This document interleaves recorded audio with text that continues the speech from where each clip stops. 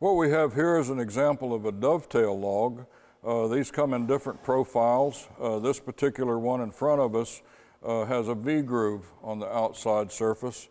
We also offer these with a chink groove out here, which would be a 2-inch tall groove that would actually receive chinking if someone wanted to do that. It doesn't have to be chinked, it can just be caulked on the outside and still have that groove. So there are quite a few options related to this particular profile. Some people also like to have a chink groove on the inside. That's another option that you could go with. The actual installation of that log, we want to get into that. It is a true dovetail profile, if you will. Pretty simple assembly. The stack height on these logs is 11¼ inches, typically 9 courses to square, as opposed to some of the other log profiles that may be 14 courses to square. We had mentioned earlier about these logs still being installed with a 12-inch or 3/8 by 12-inch lag. The hole for the lag is actually counterbored down into the log about 4 inches to allow that to happen. The bottom profile of this log is the same as our 6-inch D logs or our 8-inch logs. It does have a lip milled into it. There is a board on here that is installed to protect this lip during shipping. So you want to make sure that you take that board off before the first log course is laid down. Go ahead and get your snap line into place. And the first log that you would want to install, of course, would be the half log. Starts off with a half log, the same way that our Swedish coat profile does. The relationship between the half log that you see here and the height of the full log that would be connected to it is very critical. So it's essential that the subfloor be nice and flat. If there's any humps in the subfloor that would tend to hold this log up in any way, they need to be ground down so it sits nice and flat onto the subfloor. You would want to set the inside surface of the log onto the snap line. It's not a bad idea on the first log course. Set the logs dry, make sure that everything's going well for you before you actually lag them down into place. There would be 2 courses or 2 rows of caulk that's installed on the subfloor or applied to the subfloor before the logs set down. As Claude mentioned about setting the logs dry before you actually do any caulking, there is a detail on your blueprint that will give you the relationship from the half log to the full log. The measurement on that would be 5 5/8. Again, this is on the blueprint. When those logs are set dry, you need to measure from the top of the half log to the top of the full course. That needs to be 5 5/8. And as Claude mentioned, if it's not that, if there's any humps or something like that in the floor, they need to be addressed, either ground off, planed down, whatever it has to be. But that needs to be addressed before the logs are actually fastened into position. This log profile will go up very quickly. Main reason is because of the stacked height of the logs.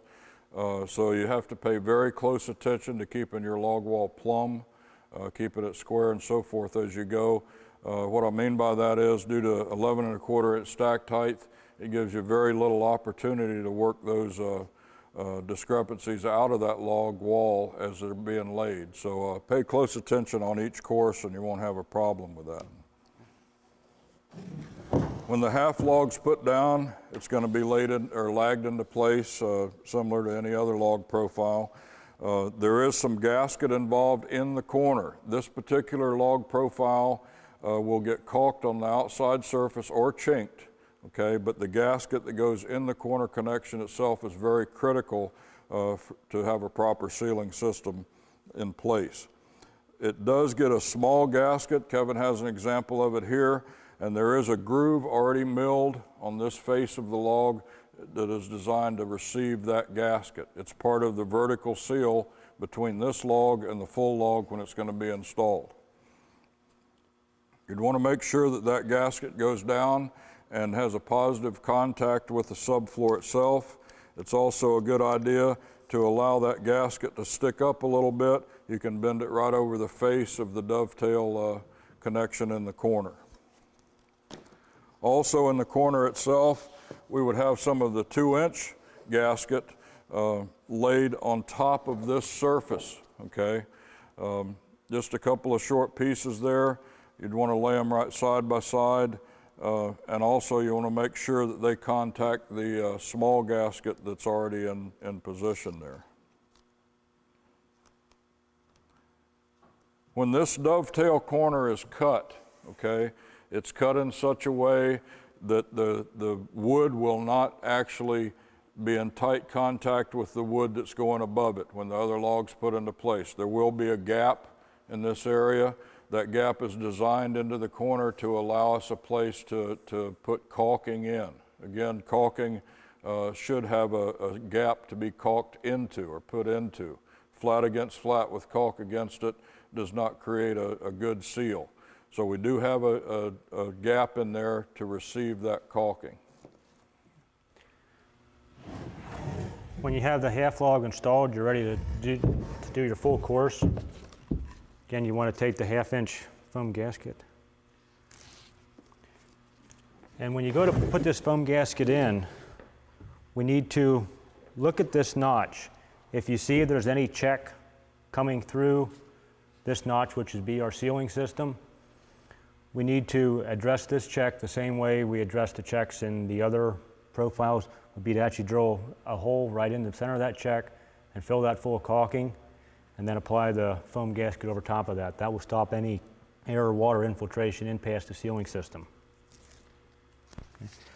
When that's all been addressed, just take your 1/2 by 1/2 foam, put it into place. Put my knife back. And cut that off.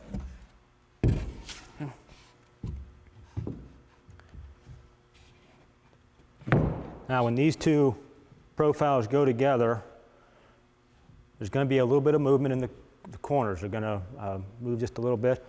After your log is lagged into place, you put 3/8 by 12-inch lags down the middle. There's also a hole on the top side of the dovetail cut. Okay, this will get a 3/8 by 8-inch lag on an angle that will go into the wall that is perpendicular. This lag will actually pull the two pieces of log tight together and give you a nice tight fit in the corner. The one thing you need to be aware of as you're doing this lag, only draw this lag up tight enough until you see the two pieces of log meet. You need to stop. If you continue to tighten this lag up, you could actually start to tip this log in just a little bit. And as Claude mentioned, being that the log is so high, there's very little chance of getting the walls to go back out. So you need to pay particular attention to that lag when it's installed. Only draw it up tight enough till the two logs meet, then quit. The foam that goes in this corner, like we showed you earlier, when it's installed onto this surface, it's going to go right over top of that lag. Okay, so pay attention to that. Goes right on up through the whole system in the corners. The details for this are in the construction manual. Pretty straightforward assembly. There will be Butylog that'll be installed on top of the tongue. When the Butylog goes up against the corner, it needs to touch the foam gasket that was installed on the vertical seal. Very important that those two meet. And again, the Butylog must lay on the outside of the lag hole that was put in the log. Okay? Do not go across the lag hole. If you go across the lag hole, you're going to create an air leak. Gasket Butylog will lay right on the outside of that hole that was pre-drilled here in the factory for you. Now keep in mind this log profile does get caulked on the outside surface at the joints. It also gets caulked here in the corners. As I said, there's a gap designed into the profile for that. The option to caulking would be chinking, which is a little bit different profile, but that is another way that people go from time to time. This concludes our presentation on the dovetail logs.